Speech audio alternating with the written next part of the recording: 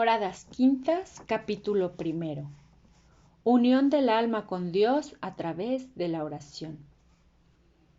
¿Qué podrá decirse de las riquezas y deleites que hay en las quintas moradas? El entendimiento no es capaz de entenderlas, ni hay comparaciones que basten para explicarlas. Las cosas de la tierra son demasiado insignificantes para dar siquiera una idea. Señor, dame tu luz, que pueda yo explicar un poco estas cosas, para que las almas que te buscan con sinceridad no caigan en engaños. En estas moradas hay numerosos grados, por eso muchas almas entran en ellas, aunque no todas experimentan muchas de las gracias propias de estos aposentos. Pero aunque solo sea llegar a sus puertas, es muy grande la misericordia que Dios les muestra, porque son muchos los llamados y pocos los elegidos. Mateo 20:16. ¿Cuántos han buscado en gran soledad y deshacimiento del mundo el encontrar este tesoro? Esta preciosa margarita de la contemplación. Pocos nos disponemos verdaderamente para que el Señor nos la descubra. Muchas veces vamos bien en lo exterior, pero descuidamos las virtudes y las necesitamos mucho para llegar hasta aquí. Es muy importante pedirle al Señor que Él nos dé su ayuda, que nos muestre el camino y nos dé las fuerzas necesarias al alma para que no quede por nuestra culpa el llegar hasta donde se encuentra este tesoro escondido. Mateo 13:44. Fortaleza. Digo que se necesitan muchas fuerzas en el alma para entrar en este tesoro, porque antes de descubrírnoslo, Dios quiere que no nos quedemos con nada. Poco a poco lo quiere todo y concederá sus gracias en la medida en que nosotros vayamos dándole lo que tenemos. Esta es la mejor prueba para saber si nuestra oración llega a la unión. En la oración de unión, todas nuestras potencias están muy dormidas a las cosas del mundo y a nosotros mismos. De hecho, quien la experimenta queda como sin sentido y sin poder pensar aunque quiera durante el poco tiempo que dura. No hay necesidad de suspender artificialmente el pensamiento. Hasta el amar no se entiende cómo ni qué es lo que se ama. Es como si uno estuviera de veras muerto para este mundo con el fin de vivir más en Dios. Es una muerte sabrosa. Consiste en desprenderse el alma de todas las operaciones que puede realizar, estando en el cuerpo. Es deleitosa, a pesar de que en realidad parece que se aparta del cuerpo para estar mejor en Dios. Quien la experimenta querría emplear todo su entendimiento en comprender algo de lo que siente, pero no le bastan las fuerzas para tanto. ¡Qué grandes son los secretos de Dios! ¡Cuánto debemos alabarlo! No es un sueño. En las moradas pasadas, mientras no se tiene mucha experiencia, uno queda con duda sin saber qué ha sucedido. Si lo imagino, si fue un sueño, si fue gracia de Dios o engaño del demonio o mala disposición natural. En estas moradas no pueden entrar ni los engaños más sutiles. No hay imaginación, ni memoria, ni entendimiento capaces de estorbar este bien. Me atrevo a afirmar que si es verdadera unión con Dios, el demonio no puede entrar ni hacer daño alguno, porque el Señor está tan unido con la esencia del alma que el maligno no se atrevería a entrar hasta ella. Por eso uno queda con grandes ganancias, porque Dios realiza su obra sin que nadie le estorbe, ni siquiera nosotros mismos. Tal vez sorprenda el que haya dicho que, si es verdadera unión con Dios, la oración produce esos efectos. Quiere decir ¿Que puede haber otras uniones? Sí que las hay. Cuando amamos mucho una cosa, nos transportamos a ella, aunque no con el deleite, la satisfacción, la paz y el gozo que da Dios al llevarnos a Él. La acción de Dios está muy por encima de todo, y como el origen del don es muy distinto, se siente que invade todo de otra manera y penetra aún en nuestro cuerpo miserable. Pero para que no quede temor de engaño, quiero dar una señal evidente que el Señor me ha hecho recordar. Por ella se verá que no es posible engañarse ni dudar de que la acción sea de Dios. Me parece que es la prueba más cierta. Dios puede todo esto y mucho más, y puede dar sus dones a quien mejor le parezca. Por eso no debemos fijarnos en si las personas son buenas o malas. Eso solo Dios lo sabe y nosotros no tenemos por qué meternos en eso, sino simplemente servir a Dios con sencillez de corazón y humildad y alabarlo por sus obras y maravillas. La señal inconfundible de que el alma estuvo en Dios y con Dios, en ella, es que durante el breve tiempo en que Dios la tiene como embobada para imprimir en ella su sabiduría, de suerte que ella no ve ni oye ni entiende lo que pasa, Dios se graba a sí mismo en su interior, dejándole esa seguridad inconmovible cuando el alma vuelve a sus sentidos. Esta convicción es tan firme y estable que aunque pasen muchos años sin que Dios vuelva a conceder su don, este no puede olvidarse ni cabe duda de que Dios estuvo en el alma. Me preguntarán, ¿cómo lo vio o cómo lo entendió? Si no ve ni entiende. No es en el momento cuando se ve, sino después, porque no se trata de una visión, sino de una certidumbre que queda en el alma y que solo Dios puede darla. Conozco a una persona que no sabía que Dios está en todas las cosas como presencia, potencia y esencia, dándoles el ser y el actuar, y después de recibir esta gracia lo creyó con absoluta firmeza. Luego lo comprobó, consultándolo con quien podía confirmárselo, y quedó muy consolada. No se vayan a engañar pensando que esta certidumbre queda en forma corporal, así como el cuerpo de nuestro Señor Jesucristo está en el Santísimo Sacramento, aunque no le veamos. ¿Cómo puede quedar semejante certeza de algo que no se ve? No sé decirlo. Son obras de Dios, pero aseguro que quien no sienta esa seguridad no tuvo todo el alma en unión con Dios, sino solo alguna otra merced en que solo hay unión de alguna de las potencias. En todo esto es mejor no buscar razones, porque si nuestro entendimiento no puede comprenderlo, ¿para qué envanecernos? No basta saber que quien lo hace es todopoderoso y que por eso no lograremos entenderlo. Recuerdo lo que dice la esposa en el Cantar de los Cantares para declarar esta incapacidad nuestra. Me ha llevado a la bodega del vino. Cantares 1:3. No dice que ella entró. También dice que buscaba a su amado por todas partes. Cantares 2:4, 3:2. Yo entiendo que esta es bodega a la que el Señor nos llevará cuando y como quiera. Pero nosotros no tenemos poder para entrar en ella. Más aún, Él no quiere que intervengamos con nuestra voluntad, puesto que ya se la hemos dado. Él entrará en el centro del alma sin necesidad de puertas, como entró en el cenáculo, Juan 20:19, o como salió del sepulcro sin levantar la piedra. Más adelante se verá cómo quiere Dios que el alma goce de Él estando en el centro de sí misma, cosa que en la última morada acontece mucho más que en esta. Mucho entenderemos si entendemos que no somos dignos de ser siervos de un Señor tan grande, del que no podemos alcanzar a comprender sus maravillas. Sea por siempre alabado. Amén. Capítulo 2. ¿Cómo se llega a la oración de unión y qué efectos quedan en el alma? Podría parecer que está todo dicho respecto a esta morada, pero en realidad es mucho más lo que falta, porque son muy diversos los grados y matices que hay en esta unión.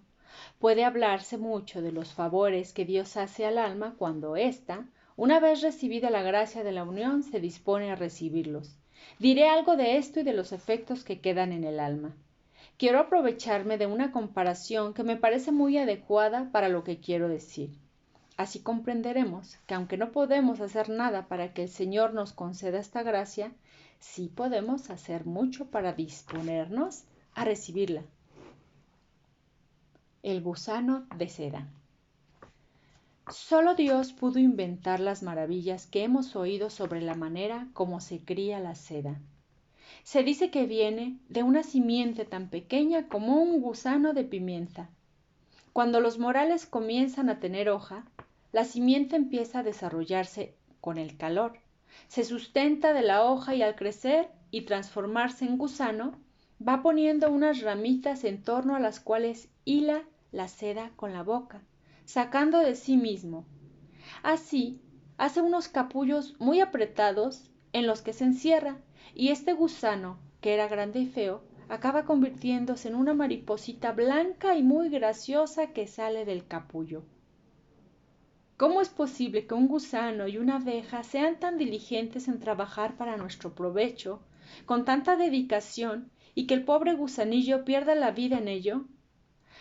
Para un rato de meditación basta con esto, aunque no dijéramos más, pues en ello podemos considerar las maravillas y sabiduría de nuestro Dios.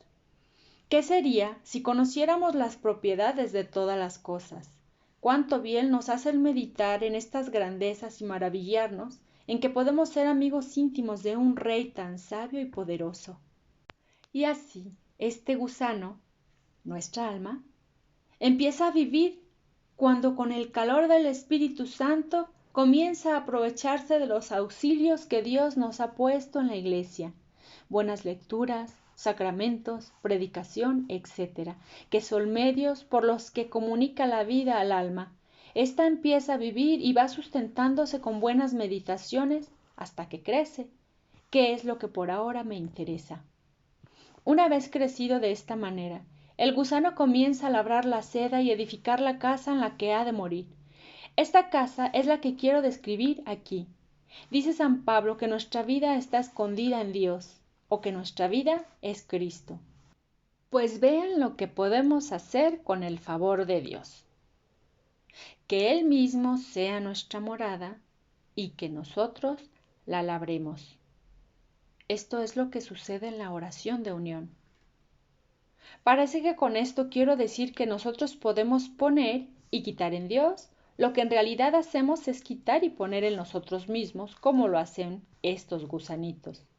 Y cuando todavía no hayamos acabado de hacer en esto todo lo que podemos, que es bien poca cosa, Dios juntará nuestros esfuerzos con su omnipotencia y les comunicará tal valor que Él mismo será el precio de nuestro trabajo. Como es Él quien ha puesto la mayor parte, acepta nuestro esfuerzo para unirlo a los grandes padecimientos de Cristo y hacer con ellos una sola cosa.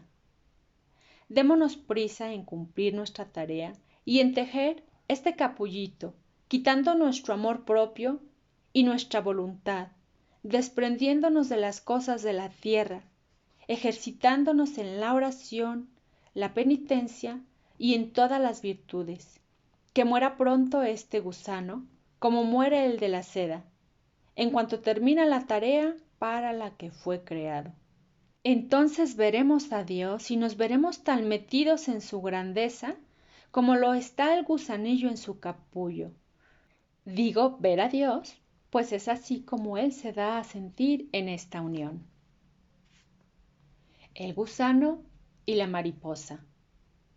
Cuando el gusano está en esta oración, bien muerto a las cosas del mundo, sale convertido en una mariposa blanca. ¡Oh grandeza de Dios!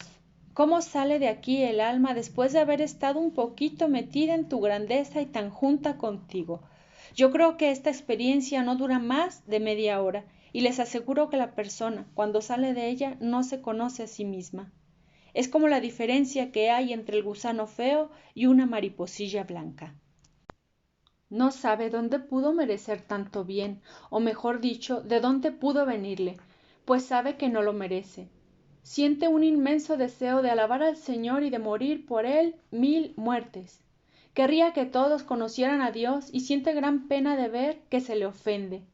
Quien es favorecido por Dios con esta gracia, verá grandes cosas y persevera en el esfuerzo por ir adelante. Es para alabar a Dios el ver el desasosiego de esta mariposilla, que después de haber estado tan sosegada como nunca en su vida, no sabe ni encuentra dónde posarse. Después de haber estado sí, unida a Dios, todo lo que ve en la tierra le descontenta, en especial cuando Dios le da este vino. Muchas veces, pues de cada uno sale con nuevas ganancias. Ya no puede contentarse con lo que hacía siendo gusano, que era ir tejiendo poco a poco su capullo. Ahora le han nacido alas. ¿Cómo podría contentarse con ir paso a paso cuando puede volar? Son tan grandes sus deseos que todo lo que hace por Dios le parece poco. Se siente fuerte para lo que antes sentía debilidad. Comprende lo que pasaron los santos. Entiendo por propia experiencia cómo el Señor ayuda y transforma el alma hasta el punto de que no se reconozca a sí misma.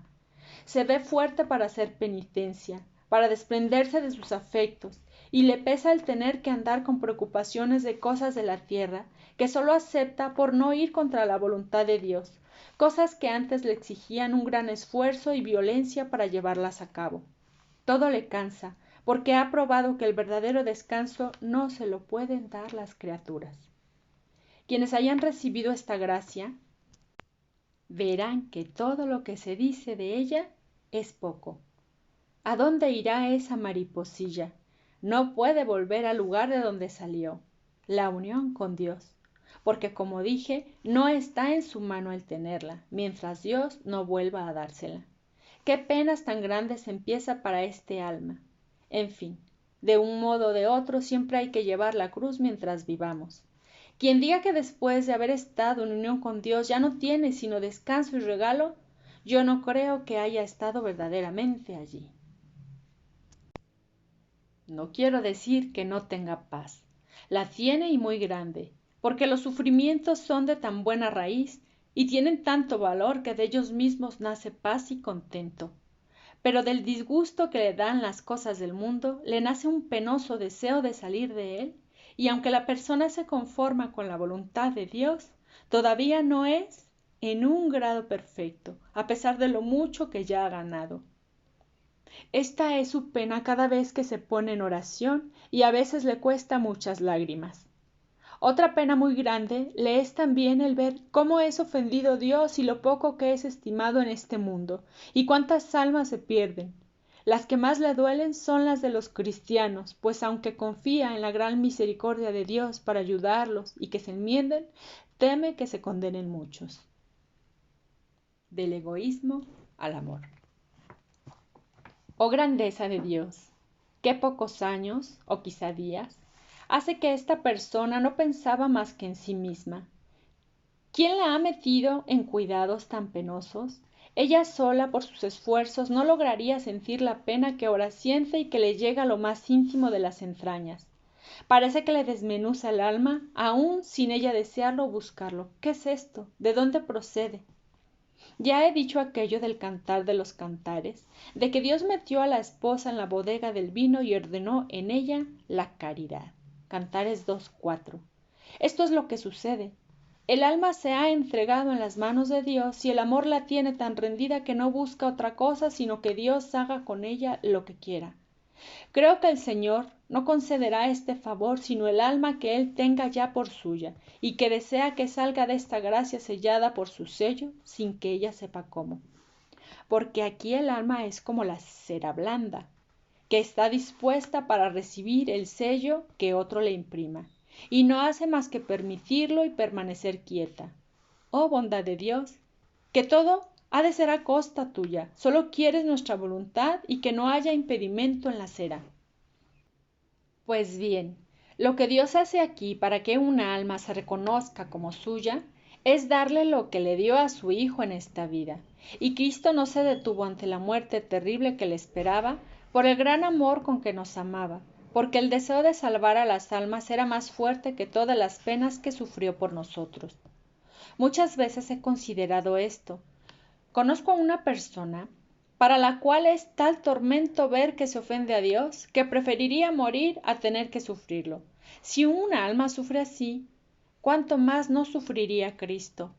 ¿Cómo sería el sufrimiento de nuestro Señor Jesucristo, para quien todo era presente? El ver constantemente las grandes ofensas que se hacían a su Padre, sin duda creo yo, que este sufrimiento fue mucho mayor que el de su sacratísima pasión, porque en ella podía ver el fin de sus trabajos, la alegría de redimirnos con su muerte y el consuelo de poder demostrar al Padre cuánto le amaba. Esto sucede a quienes sufren por amor. Quisieran hacer más y todo les hace poco. Oh, qué gran deleite padecer por hacer la voluntad de Dios, pero qué terrible ver que de continuo se ofende a Dios y se condenan tantas almas. Capítulo 3. Otra manera de unión y la gran importancia del amor al prójimo. Volvamos a nuestra palomita y veamos algo de lo que Dios da en este estado. Se supone que quien ha llegado a este grado ha de procurar ir siempre adelante en el servicio de Dios y el conocimiento de sí mismo. Si no, le pasará lo que a la mariposa que sale del gusano.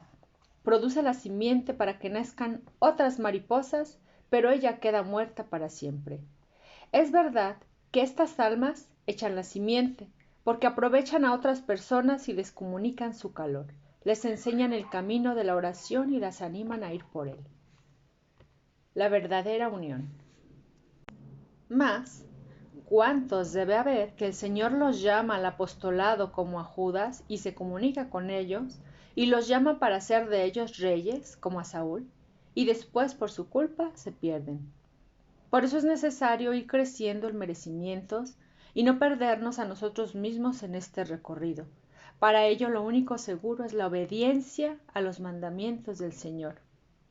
Es un beneficio muy grande poder entrar en esta morada, pero no sería justo que quedaran sin esperanza quienes no reciben gracias tan sobrenaturales.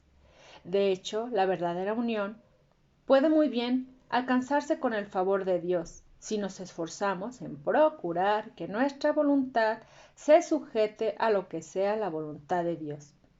¿Cuántos serán los que piensan que no quieren otra cosa que la voluntad de Dios y que morirían por ella, cuando lo que quieran de verdad, lo he dicho y lo diré muchas veces, ya habrán alcanzado este don del Señor y no tienen necesidad de la unión regalada que he descrito? Pues de verdad, lo que hay de más valioso en esta última es que se funda en la total entrega de nuestra voluntad a la de Dios y procede de ella, y si ésta no es muy verdadera, es imposible llegar a la unión regalada. Oh, qué deseable es esta unión. Dichoso quien la haya alcanzado, porque en esta vida y en la otra gozará de verdadero descanso. No le afligirá otra cosa sino verse en peligro de perder a Dios o de verlo ofendido.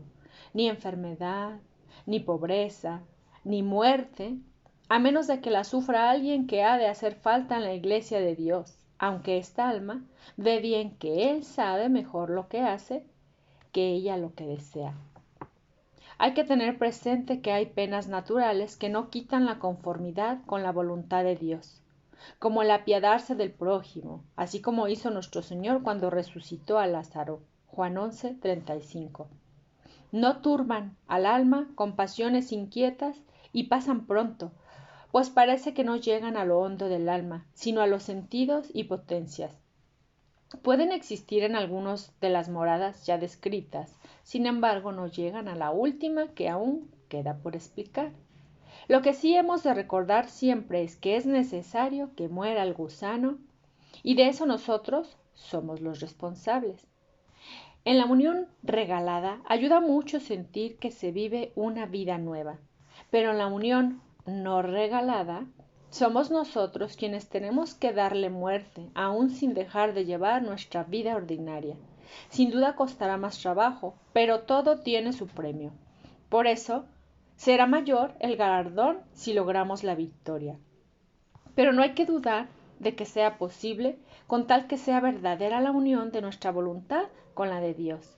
Esta es la unión que yo he deseado toda mi vida, la que siempre pido al Señor, la más clara y segura. Pero, pobres de nosotros, que pocos debemos de llegar a ella.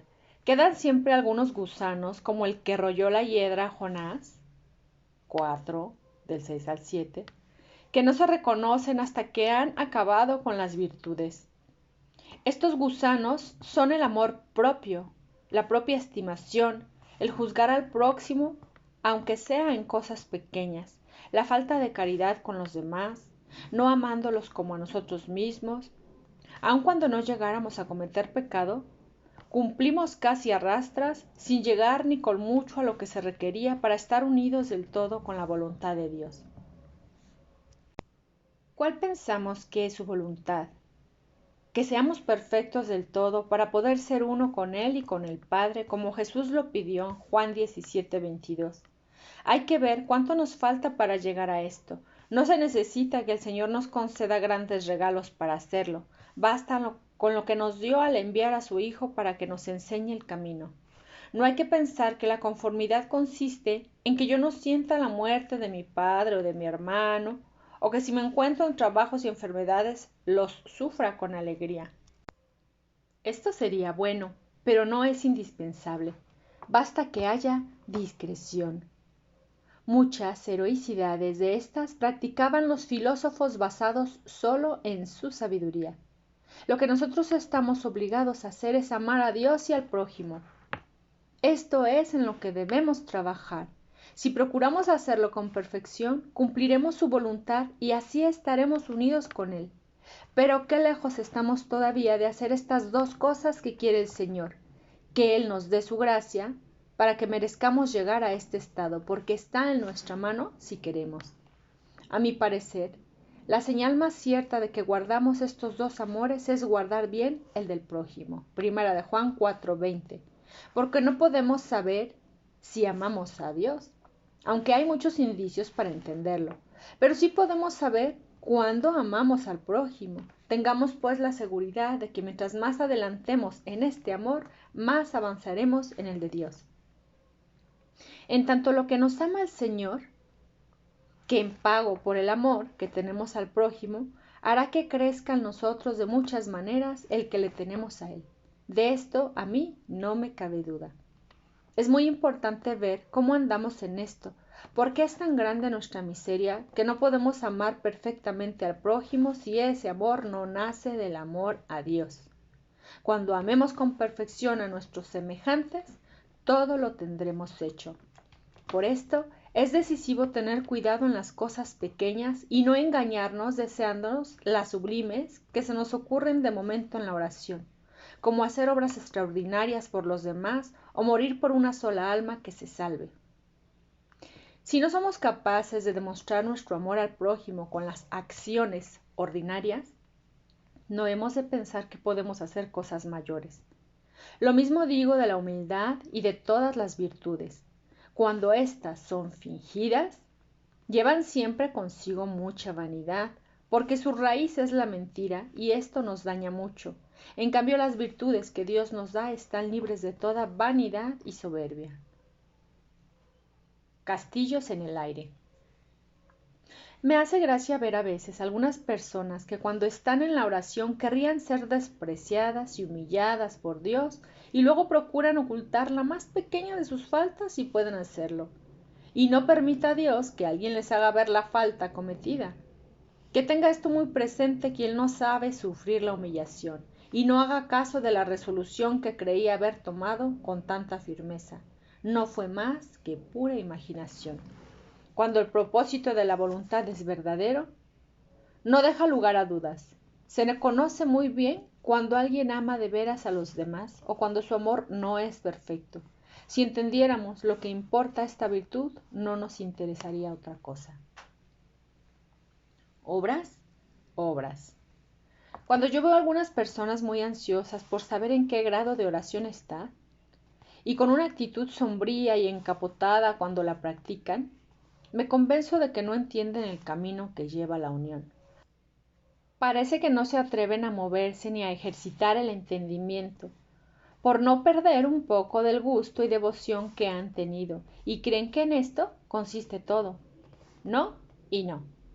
Lo que Dios quiere son obras, que si veo a mi prójimo en alguna necesidad y puedo ayudarle, no me importa perder la devoción por compadecerme de él, que si tiene algún dolor, me duela con él, y si fuera preciso, yo ayune para que él coma, y que haga todo esto no solo por el prójimo en sí, sino porque Dios lo quiere.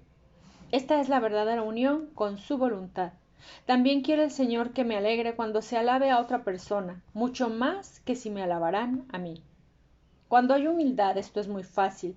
Tener alegría de que otros vean las virtudes de mis semejantes es una cosa. En cambio, he de sentir como propia la falta ajena y tratar de cubrirla.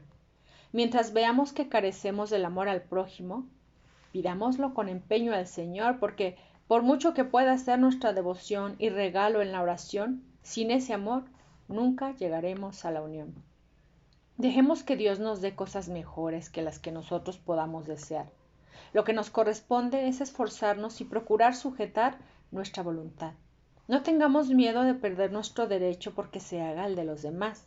Olvidemos nuestro bien propio por procurar el de los demás, y cuando se presente la ocasión de aliviar en algo a un semejante, ayudémoslo con el trabajo que tenga, aunque sintamos mucha repugnancia, y no pensemos que cuesta poco hacer todo esto, o que con facilidad lo hallaremos todo hecho. Muy caro costó a Jesús amarnos como nos amó, que por librarnos de la muerte, Él murió sufriendo la cruz. Capítulo 4. El peligro de volver atrás. Querrán saber en qué para esta palomita, pues queda entendido que no se detendrá en gustos espirituales ni en contentos de la tierra. Más alto es su vuelo. Para explicar mejor esta oración de unión quiero servirme de otra comparación. Ya después volveremos a esta mariposita que no encuentra su verdadero descanso, aunque siempre fructifica, haciendo el bien a otras almas y a sí misma. Hemos oído decir que Dios se desposa espiritualmente con las almas. Bendita sea su misericordia que tanto se quiere humillar. Aunque el símil es imperfecto, yo no encuentro otro que pueda dar a entender mejor lo que pretendo que el sacramento del matrimonio. Solo que aquí todo lo corpóreo queda muy lejos, y los contentos y gustos espirituales que da el Señor distan mucho de los placeres conyugales. Sin embargo, no hay otra manera mejor de explicarlo, porque es el encuentro de un amor con otro amor y sus operaciones son limpísimas, delicadas y llenas de suavidad. Primeros encuentros. Me parece que aquí la unión aún no llega a desposorio espiritual. Es como cuando dos personas van a casarse. Primero se tratan, se conocen, se quieren, desean verse, para ir enamorándose más y más. Así el alma va conociendo este bien y está decidida a hacer la voluntad de Dios para darle gusto. Él por su parte se enamora de ella, la trata con misericordia y se le da a conocer cada vez más para poder unirse con ella. El ser humano ve en estos encuentros, de manera secreta, quién es Dios. Sus sentidos y potencias no podrían entender en 1000 años lo que aprende allí en brevísimo tiempo. La sola vista del esposo hace digna al alma y la enamora de él de tal manera que hace cuanto está en su mano para que por ella no haga ningún impedimento a esa unión. Pero si el alma se descuida y pone su afición en algo que no sea Dios, lo pierde todo. Es una pérdida tan grande como los favores que ya había recibido, mayor que todo lo que pueda decirse. Por eso suplico a quienes Dios ha llevado a estas alturas que se alejen de las ocasiones de ofenderlo, porque todavía no tienen la fortaleza necesaria para encontrarse ante ellas sin peligro. La tendrán en las moradas siguientes, después de cumplido el desposorio. He conocido personas que llegaron a estas alturas y el demonio las hizo perderse con gran astucia. En cambio, es de alabar a Dios cuando por medio de una sola persona de estas que permanecen fieles, se acercan al Señor muchas otras. ¡Cuánto bien! Y no representan para el mundo un San Francisco, un Santo Domingo y todos los fundadores de órdenes religiosas. ¿Y qué otra cosa hicieron sino esforzarse en no perder por su culpa este divino desposorio? El Señor está tan dispuesto a hacernos favores ahora como entonces, y tal vez ahora esté más necesitado de que queramos recibirlos, porque no parece haber muchos que se interesen por su gloria en este mundo. El Señor, por su misericordia, nos dé luz para no caer en las tinieblas. Engaños sutiles. Pueden presentarse dos dudas. Si la persona está ya tan sujeta a la voluntad de Dios que no quiere sino cumplirla, ¿cómo puede engañarse? ¿Y por qué vías puede entrar el demonio que sean tan peligrosas como para perder el alma? Pero cuando pienso que Judas estaba en compañía de los apóstoles y tratando siempre con Cristo, que es el mismo Dios, y oyendo sus palabras, entiendo que nunca estaremos suficientemente seguros. Es cierto que si estuviéramos siempre sujetos a la voluntad de Dios, no nos perderíamos, pero el demonio puede, con mucha sutileza, ir desviándonos en cosas pequeñas bajo pretexto de bien. Hace entender que ciertas cosas no son malas y poco a poco oscurece el entendimiento y entibia la voluntad. Luego fomenta el amor propio de tal manera que vamos apartándonos de la voluntad de Dios y acabamos por volver a ser la nuestra. Con esto también doy respuesta a la segunda duda, porque no hay lugar tan apartado y protegido en el mundo al que el demonio no pueda llegar, y me atrevo a dar otra razón. Tal vez Dios quiera poner a prueba a aquellos que han de servirle de ejemplo ante los demás. Si han de caer en bajezas, más vale que sea al principio y no cuando puedan hacer daño a muchos otros. Después de pedir a Dios en la oración que no nos deje de su mano y jamás confiar en nosotros mismos, lo mejor que podemos hacer para evitar estos males es tener sumo cuidado de practicar las virtudes.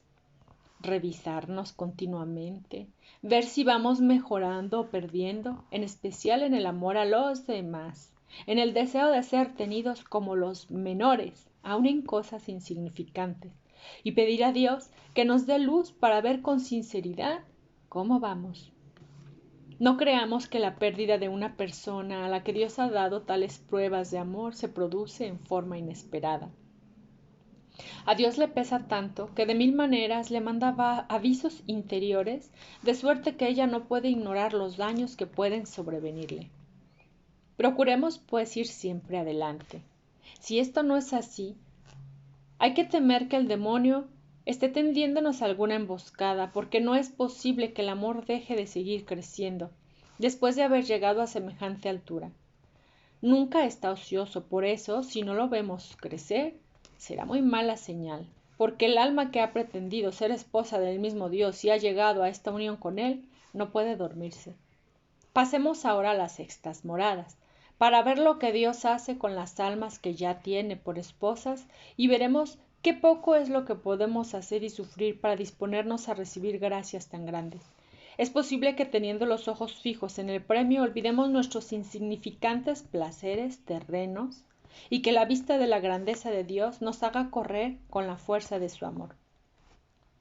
Quiera Dios que acierte en decir algo de estas cosas tan difíciles, pues si el Espíritu Santo no mueve mi pluma, sé que esto sería imposible.